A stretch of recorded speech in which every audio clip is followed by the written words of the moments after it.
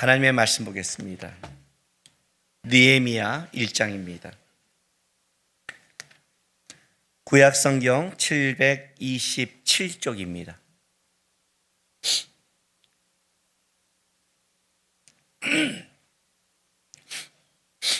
느헤미야 1장 1절에서 11절까지 하나님의 말씀 교독하겠습니다.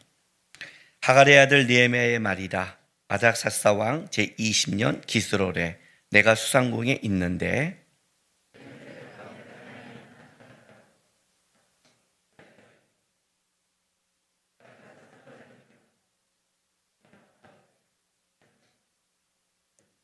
그들이 내게 이르되 사로잡힘을 면하고 남아있는 자들이 그 지방 거기에서 큰 환난을 당하고 능력을 받으며 예루살렘의 성은 허물어지고 성문들은 불탔다 하는지라.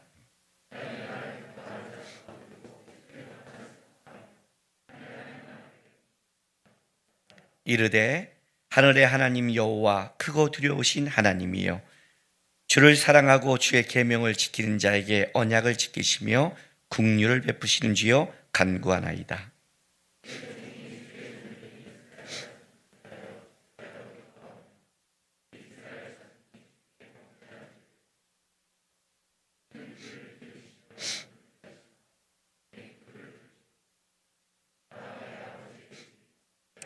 주를 향하여 크게 악을 행하여 주께서 주의 종 모세에게 명령하신 계명과 율례와 규례를 지키지 아니하였나이다.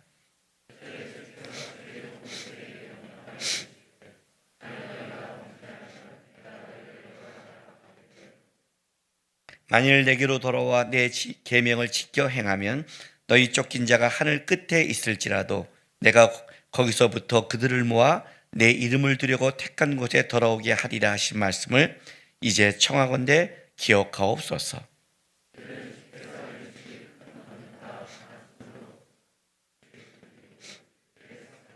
같이 있습니다.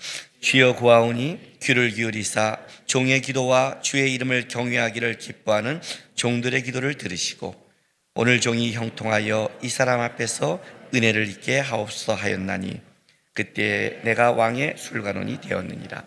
아멘. 이 느헤미야 1장은 마커스 목요 예배 때 12월 마지막 주 목요일 날, 또 1월 첫째 주 목요일 날, 또 1월 둘째 주 목요일 날 세 번에 걸쳐서 이 설교를 했습니다. 왜 느헤미야의 기도를 선택했냐면, 사실은 이 한국에서 여러분 다니엘 기도회라는 거 많이 아시죠? 예. 여러분 다니엘서를 보면서 다니엘이 말한 그 하나님의 역사했던 다니엘의 기도를 쭉 보면 이 느헤미야의 기도와 똑같습니다. 그러니까 느헤미야의 기도는 사실 다니엘의 기도에 압축한 것 같습니다. 그래서 저는 제 기도의 가장 모델이 되고 중심 잡고 기도를 잡는 것이 느헤미야의 기도입니다. 그래서 하나님 앞에 어떤 걸 나갈 때, 내 기도를 점검할 때, 어떨 때 느헤미야의 1장을 많이 묵상합니다. 이번에 왜 내가 그 마커스에서 이 설교를 했냐면, 사실은 우리는 전무후무한 지금 어마어마한 시대를 속에 3년이 올해까지 3년을 거의 묶일 것 같은, 전 세계가 묶이는 상황을 살아갑니다. 환난을 당하고 어려움이 당하는 것이 사실 성도가 인생을 살아가는 데서 가장 고민거리죠, 실제로. 그리고 그 환난과 어려움은 단순한 세상의 문제가 아닌 죄의 문제와 깊게 연관되어 있는 겁니다. 이 문제 속에 그리스도인은 어떻게 살아갈 것인가? 똑같이 모든 걸 당하지만 성경을 보면 그 모든 문제 속에 끌려가고 무너진 자가 있는가 하면 그 문제 속에도 흔들림 없이 바로 서며, 아니 하나님의 역사와 능력을 끌어내며 살아가는 그런 믿음의 사람들이 있습니다. 12월 마지막 주에는 왜 이 설교를 했냐면, 오늘 느헤미야의 이 소식이 아주 끔찍한 소식을 듣죠. 1장 2절 3절에 보면 내 형제들 가운데 하나인 하나니가 두어 사람과 함께 유다에서 내게 이르렀기로 내가 그 사로잡힘을 면하고 남아있는 유다와 예루살렘 사람들의 형편을 물은즉 그들이 내게 이르되 사로잡힘을 면하고 남아있는 자들이 그 지방 거기에서 큰 환난을 당하고 능욕을 받으며 예루살렘의 성은 허물어지고 성물들은 불탔다 하는지라. 이 말씀을 느헤미야가 듣는데 사실 끔찍한 상황을 들은 거죠. 근데 우리의 작년 21년도 12월 말의 상황은 과연 아름다운 상황이었냐 보면 그렇지 않죠. 여전히 2022년도가 올 때는 위드 코로나로 우리가 좀 회복될 줄 알았지만 오미크론으로 말미암아 아직도 예측 불허한 시간을 살아가고 있는 그 형편 속에 이제 많은 백성들의 삶은 어렵고 어떻게 될까 고민하는, 그러나 느헤미야가 살아갔던 이스라엘 백성들의 시대보다는 훨씬 편하죠. 왜냐하면 이때는 나라가 무너졌고 하나님의 상징이는 예루살렘 성벽이 무너져 버렸고 하나님의 백성들은 환난을 당하는, 진짜 모든 게 무너지는 끔찍한 시대의 소식을 느헤미야가 듣는 거예요. 그 절망적인 소식, 끔찍한 소식 속에 하나님의 백성들은 어떻게 반응해야 될 것인가. 그때 느헤미야가 한 것이 뭐냐면 첫 번째가 5절 보세요. 4절 5절. 내가 이 말을 듣고 앉아서 울고 수일 동안 슬퍼하며 하늘의 하나님 앞에 금식하며 기도하여 이르되 하늘의 하나님 여호와 크고 두려우신 하나님이여 라고 고백합니다. 요 말씀, 이 4절 5절의 말씀을 작년에 목요 예배에서 그 예배를 드리는 많은 하나님의 백성들과 이 말씀을 나누고 싶었습니다. 모든 것이 무너졌을 때, 모든 것이 끔찍했을 때, 아무리 사방을 봐도 소망이 없을 때 우리 안에 남아있는 게 무엇입니까? 라는 겁니다. 느헤미야가 무너지지 않는 가장 큰 것은 그 안에 남아있는 것이 하나님이란 분이 남아있습니다. 하나님의 상징은 무너졌지만 하나님이 무너지진 않았거든요. 이스라엘 백성은 환난을 당하지만 하나님은 언제든지 회복할 수 있는, 그래서 뭘 나누고 싶었냐면 여러분, 한 해의 모든 것이 무너졌다 해도 하나님은 무너지지 않기를 원합니다. 여러분 마음속에 여전히 하나님이 살아계신다면 여러분은 일어날 수 있습니다. 이거를 나누고 싶어서 이 말씀을 전했습니다. 그리고 2022년 1월 달에는 어느 쪽에 본문을 마쳤냐면 6절에서 9절 말씀 쪽에 마쳤습니다. 이제 5절 후반부부터요. 아까 제가 읽은 주를 사랑하고 주의 계명을 지키는 자에게 언약을 지키시며 긍휼을 베푸시는 주여 간구하나이다. 이제 종이 주의 종들인 이스라엘 자손을 위하여 주야로 기도하오며 우리 이스라엘 자손이 주께 범죄한 죄들을 자복하오니 주는 귀를 기울이시며 눈을 여시사 종의 기도를 들으시옵소서. 나와 내 아버지 집이 범죄하여 주를 향하여 크게 악을 행하여 주께서 주의 종 모세에게 명령하신 계명과 율례와 규례를 지키지 아니하였나이다. 옛적에 주께서 주의 종 모세에게 명령하여 이르시되 만일 너희가 범죄하면 내가 너희를 여러 나라 가운데 흩을 것이요 만일 내게로 돌아와 내 계명을 지켜 행하면 너희 쫓긴 자가 하늘 끝에 있을지라도 내가 거기서부터 그들을 모아 내 이름을 두려고 택한 곳에 돌아오게 오리라 하시는 말씀을 이제 청하건대 기억하옵소서. 느헤미야의 기도의 가장 두 번째는, 첫 번째는 그가 하나님이란 분을 놓치지 않았습니다. 기도는 주절주절 떠드는 게 아닙니다. 내가 급하고 내가 필요한 것을 그냥 정성과 소원을 향해서 외치는 것도 아닙니다. 그걸 보고 이방인의 기도라고 그럽니다. 중언부언한다고 그러죠.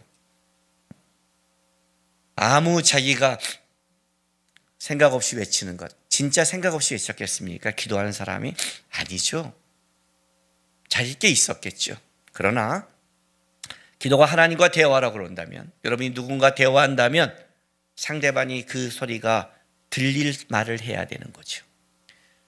저 사람이 그 말을 듣고 기뻐하고 그 사람이 그걸 듣고 회복할 말을 해야 그 소리가 소리인 거지, 말인 거지. 이 사람이 그걸 들을수록 짜증이 나고 이 사람에게 아무 의미 없는 말을 외친다면 그게 진정한 대화이고 말이겠습니까? 그 얘기를 하는 거예요. 이방인들은 자기 거에 빠져서 열심히 자기 것만 외치고 있는데 대이상을 놓치고 있는, 느헤미야가 놓지 않은 첫 번째가 하나님이란 분 대상을 놓치지 않았다면, 그가 두 번째 그 기도의 원칙은 뭐냐면 그는 하나님 앞에 자기의 급한 것만 떠드는 그런 기도를 하지 않았다는 거예요. 그는 수일 동안 앉아서 금식합니다. 금식한다는 게 뭐예요? 우리는 금식하면 좀 무서워요. 좀 오히려 금식할수록 내려놓는 게 아니라 욕심이 더 강화돼요. 하나님 앞에 협박하는 것 같아요. 느헤미야의 금식은 그게 아니에요. 금식이라는 것은 식을 끊는다는 건 뭐라고 그랬어요? 육적인 힘을 끊는다고 그랬죠. 사람은 먹어야 삽니다. 우리의 생명은 밖에 있습니다. 이게 바로 의존적 관계고 이것이 피조물의 한계입니다. 하나님만이 자존적이며 하나님만이 스스로 존재합니다. 밖에 생명이 있다는 것은 어떤 거예요? 이걸 밖에 것을 먹지 않으면 나는 육의 힘을 잃고 생명의 근원을 잃어버리는 것. 금식이라는 건 어떤 거냐면 하나님, 저는 육의 힘을 의지하지 않습니다. 저는 생명의 근원이 하나님께 있음을 믿습니다. 진짜 하나님 앞에 전적으로 하나님의 대상을 바라보면서 하나님 앞에 있는 것, 그게 금식이거든요. 하나님을 집중하고 있다가 느헤미야가 이렇게 기도합니다. 하나님, 예루살렘 성이 불타고 성벽이 무너지며 우리가 환난을 당하는 이 끔찍한 것을 하나님 앞에서 하나님을 바라보며 내가 깊이 묵상했더니 그것이 이방인의 문제요 사람의 문제요 그런 세상의 문제가 아님을 알게 됐습니다. 주의 말씀에 너희가 만약 내 계명과 율례와 규례를 지키지 않는다면 내가 너희를 흩어버리라는 모세기한 주의 말씀이 있음을 저는 봤습니다. 우리가 하나님 앞에 범죄했습니다.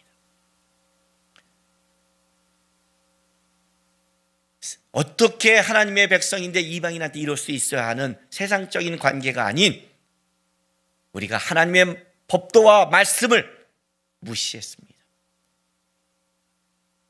회개합니다. 돌아봅니다. 주님. 그런데 주님, 주의 말씀을 내가 붙잡고 묵상하고 나가니까 또 주의 말씀에 이런 말씀이 있습니다. 너희가 내 규례와 율례를 법도를 너희가 어기면 내가 땅끝까지 흩은다는 말씀도 있지만 너희가 땅끝에서 나의 말씀과 율례를 기억한다면 다시 돌아오게라는 말씀을 나는 기억합니다. 청컨대 주님도 기억하십시오 하고 주의 말씀을 가지고 하나님 앞에 씁니다. 여러분, 제가 조지 밀러 얘기 많이 하죠.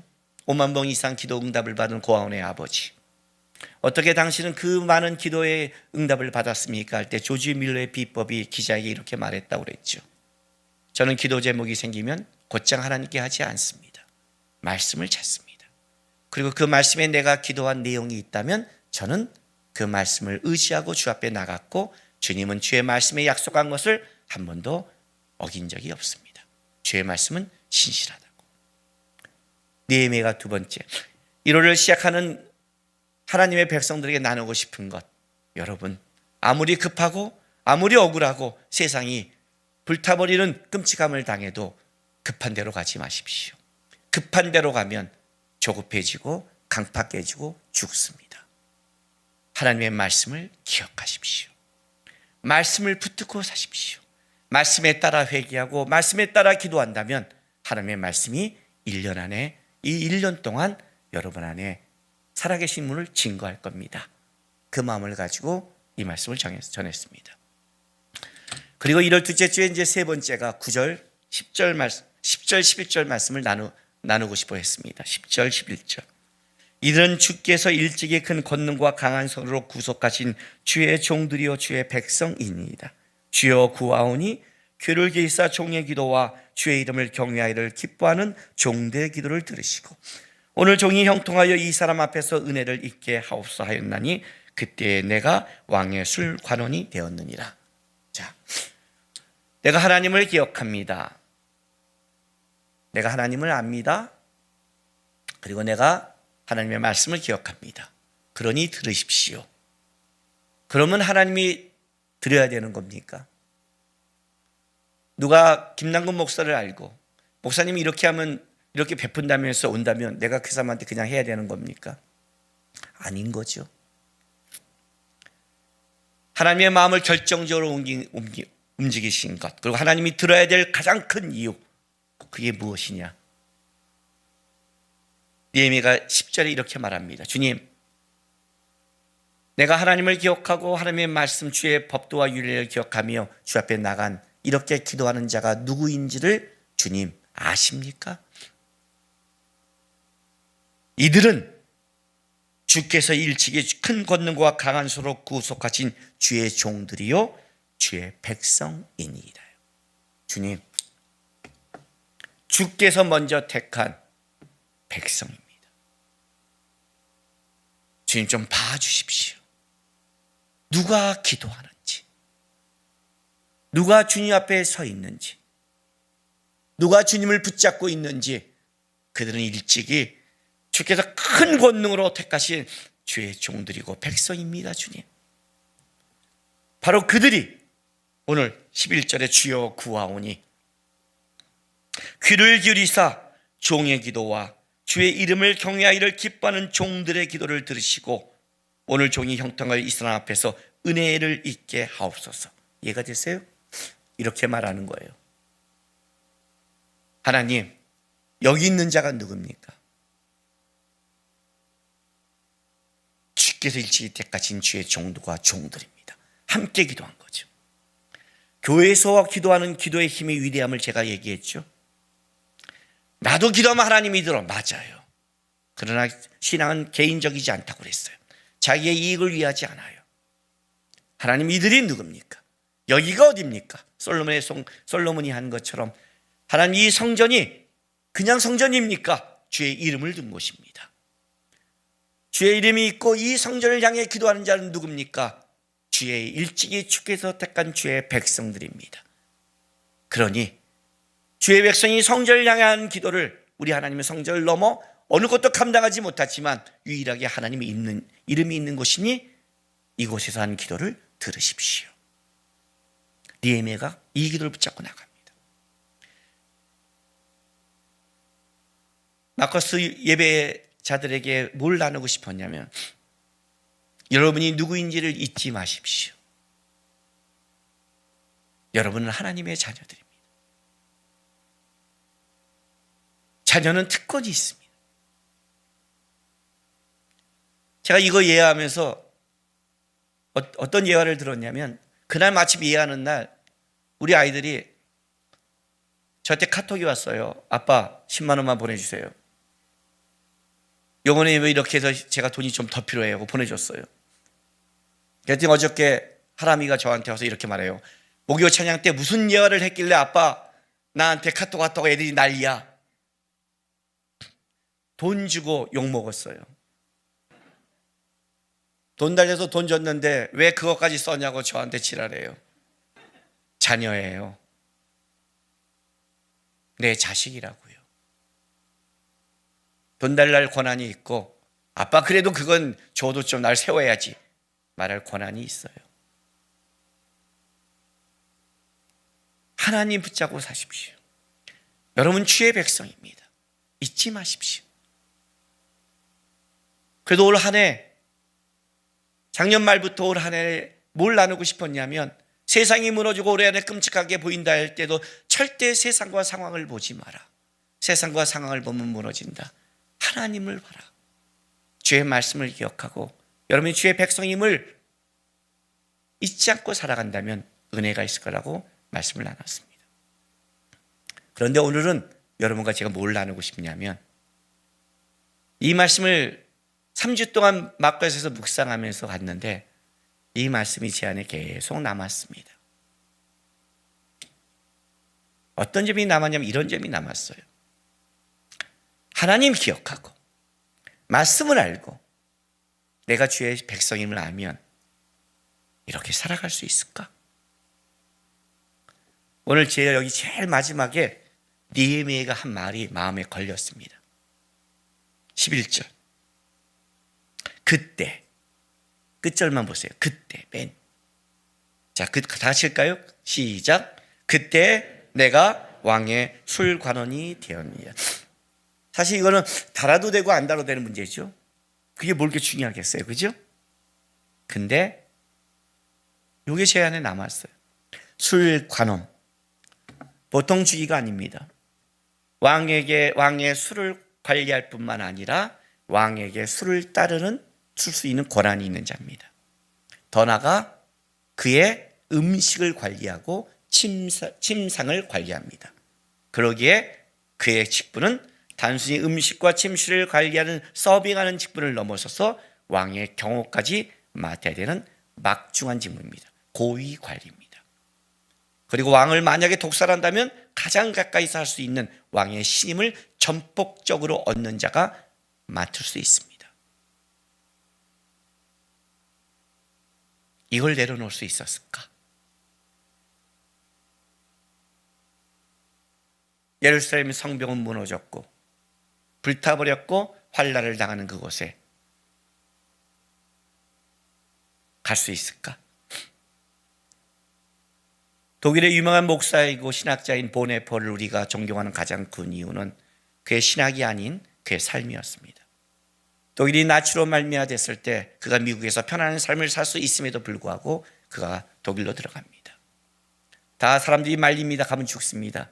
그때 그가 뭐라냐면 후에 나의 후손들이 나에게 그때 뭐 했냐고 말한다면 내가 뭐라고 말할 것인가. 그래서 들어갑니다. 거기는 생명을 걸어야 되고 그의 모든 삶과 행복을 포기해야 되는 겁니다. 할 수 있을까? 말이 쉽지요. 가끔 제 청년들이 저한테 이렇게 말합니다. 목사님, 어떤 환경과 어려움이 되면 순교할 수 있으세요? 그럽니다. 나는 모른다고 그럽니다. 가봐야 합니다. 순교가 그렇게 말로 결단으로 할 수 있는 겁니까? 모르죠, 여러분. 모른다는 건 자신 없는 것도 있어요.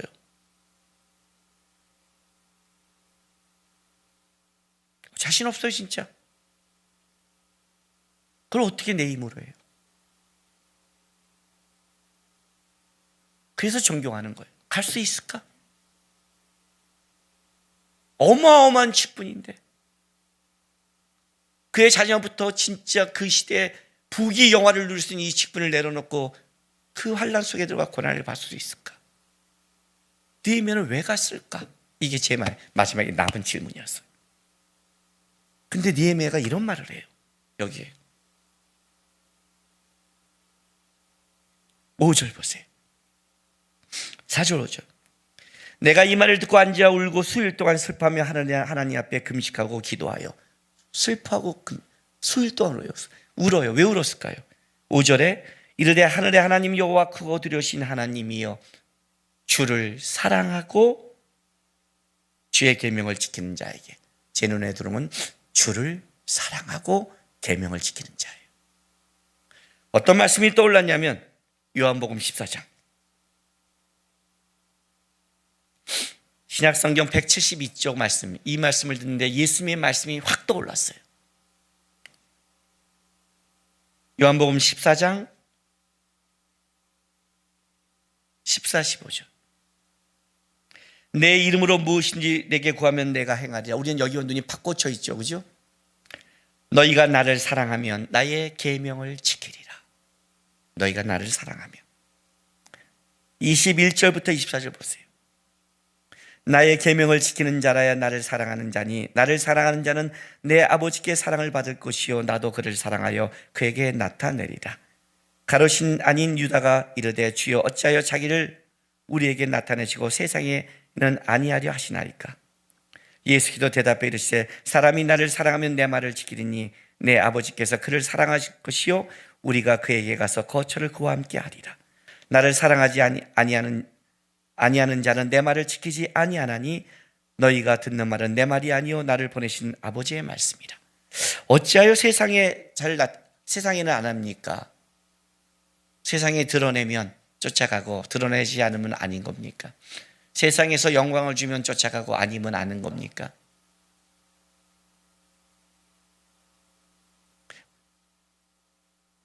느헤미야가 갖고 있는 것이 음으로 갔겠습니까? 음으로 갈 수 있는 겁니까? 아니라는 거죠, 여러분. 제가 성경을 보면서 가장 안타까워하는 본문이 어딘 줄 아세요? 마가복음 10장 보세요. 저는 이 마가복음 10장을 볼 때마다 가슴이 참 아파요.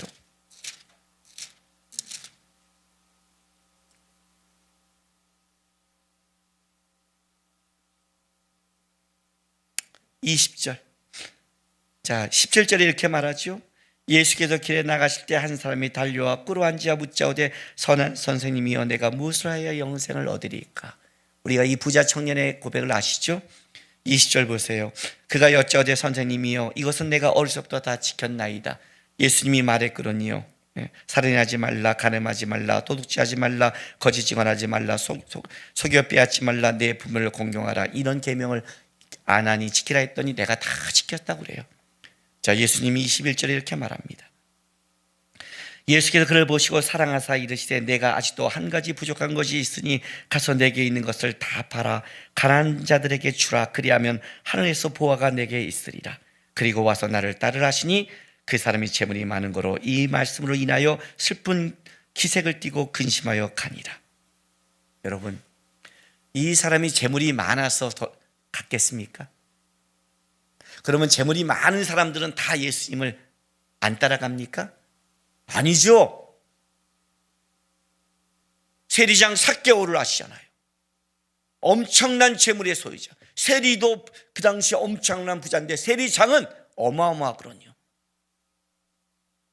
예수님이 말하기도 전에 그 집에 들어가자마자 그 즐거움과 그 기쁨이 넘쳐 내 재산의 반을 주겠다고 말한 그 삭개오. 아니죠, 여러분. 그 얘기를 하는 게 아니죠. 난 이 부분이 너무 안타까운 게 뭐냐면 성경을 읽을 때 예수님께서 사랑하사 이르시되 21절 이렇게 말한 부분이 없어요. 예수님 진짜 사랑해서 말하지 마요. 어떤 게 사랑스러웠냐면 그가 어쨌든 그 계명의 영생에 대한 그 질문이 너무 사랑스러워서, 그죠? 그 노력이 얘기해 준 거예요. 그 방법을 다 팔아서 나를 쫓아라. 근데 돌아갔어요. 왜요? 내가 어디서 지켰습니다. 어떤 마음으로 지켰을까요? 진짜 계명을 사랑했을까요? 진짜 하나님을 사랑했을까요? 여러분, 신앙은 종교 생활이 아니라고 그랬습니다. 의무로 못합니다. 의무로 하는 것은 한계가 있습니다, 여러분. 자기의 욕심으로 한 것도 한계가 있습니다. 내가 근거로 하는 건 다 한계를 둡니다. 한계를 넘어서는 건 딱 한 가지밖에 없습니다. 사랑밖에 없습니다. 사랑하면 주는 게 즐겁습니다. 사랑하면 그 사람한테 손해보는 게 행복입니다. 사랑하면 그 사람한테 헌신하는 거, 희생하는 게 나에게 기쁨입니다. 부모가 자녀들에게 희생하는 것고 헌신하는 것, 그 사랑이 진짜 그 사랑이 넘칠 때에는 오히려 야, 내가 줄 수 있어, 그 행복의 느낍니다. 사랑이 식어지고 의무가 될 때 사람은 무서워지기 시작합니다. 제가 이 본문에서 본 게 뭔지 아십니까? 느헤미야가 하나님을 분명히 봤습니다. 느헤미야가 말씀을 기억했습니다. 느헤미야가 주의 백성을 봤습니다. 죄송한 얘기지만 그런 면에서 보면 저도 느헤미야와 못지 않습니다. 저도 문제 생길 때 하나님 앞에 씁니다. 저도 말씀을 찾습니다. 저도 내가 누군지를 압니다. 그러나 그 문제가 아닙니다. 느헤미야가 진짜 하나님을 사랑했구나. 진짜 사랑했구나. 주를 사랑하고 그의 계명을 지킨다. 이 계명이 그냥 아니라 그가 주의 말씀을 진짜 사랑했구나. 그가 예루살렘의 성을 진짜 사랑했구나. 왜? 하나님의 거니까. 하나님의 것이 무너진 것, 내가 사랑하는 분의 것이 무너진 것, 내가 사랑하는 것이 불탄 것, 내가 사랑하는 분이 모독당한 것에 대한 아픔과 절절함이 있었구나. 술 맡은 가는 양이 문제가 아니구나. 내 직분과 직위가 문제가 아니구나. 그는 하나님을 사랑한 자였구나. 하나님이 앞에 그가 그 계명을 들고 갔을 때 그냥 말씀을 갖고 장난치는, 봐요 있잖아요 왜 내 거 안 들으시다는 그런 게 아닌, 그가 그 하나님을 사랑한 그 말씀을 너무 사랑한 자가, 주님, 제가 이 말씀을 알고 말씀대로 살려고 노력하잖아요. 이 말씀이 이거 있잖아요 하나님. 말씀에 따라 내가 회개하잖아요. 그렇게 나간 느헤미야. 하나님, 내가 주의 백성 아니야. 내가 하나님의 백성인 게 얼마나 자랑스러운데, 어떤 것보다 내가 자랑스러운데, 내가 얼마나 더 하나님을 사랑하고 하나님의 백성인 걸 여기에 있는 어떤 세상의 신분보다 더 자랑스러웠는데, 그 사랑함이 어떻게 하나님 앞에 도달되지 않겠어요? 하나님이 어떻게 그를 사랑하지 않겠어요? 어떻게 하나님이 그를 통해 역사하지 않겠어요? 여러분, 신앙생활은 하나님 사랑하는 거예요. 그게 신앙의 본질입니다. 빼앗기지 마세요. 직분, 직책, 세상에 갖고 있는 명예? 아니요. 느헤미야, 모든 믿음의 사람들의 공통점, 요셉도 똑같죠. 세상의 어떤 것보다 그들은 하나님을 사랑하며 살아갔던 자들.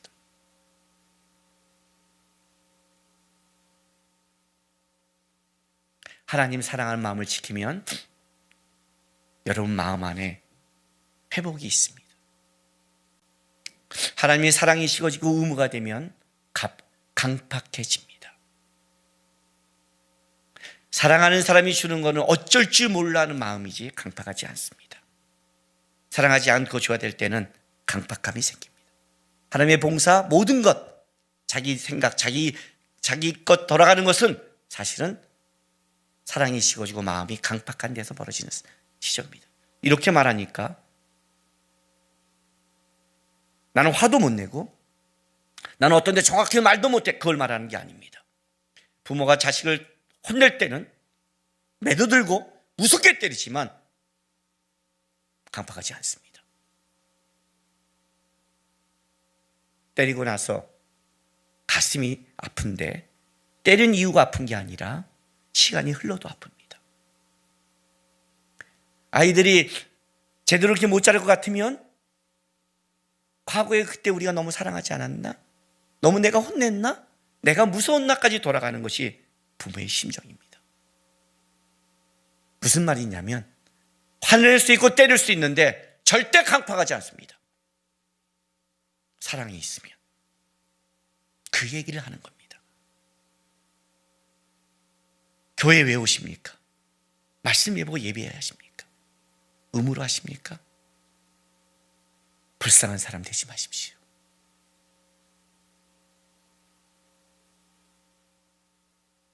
강팍함을 갖는 게 불쌍함입니다. 사랑이 식는 게 불쌍함입니다. 내 안에 받을 은혜와 받아야 될 은혜를 놓치는 게 불쌍한 겁니다. 하나님 사랑하십시오. 하나님이 사랑하며 사십시오. 하나님이 사랑하며 받는 손해는 손해가 아닙니다. 하나님이 사랑하며 하는 희생은 희생이 아닙니다. 하나님이 사랑하면서 가는 신앙의 길은 손해가 아닙니다. 느헤미야는 예루살렘에 가서 무지무지한 손해와 고생을 맛봅니다. 그러나 그는 하나님 나라의 영광이고 하나님이 성경에 기록해서 자랑할 만한 하나님의 자랑이었고 기쁨이었다는 것을 놓치지 마시고 한 해 의무적인 게 아니라 하나님 깊이 사랑하는 여러분 되시기를 부탁드립니다. 기도하겠습니다. 이 시간 우리 다 같이 기도하며 나가겠습니다.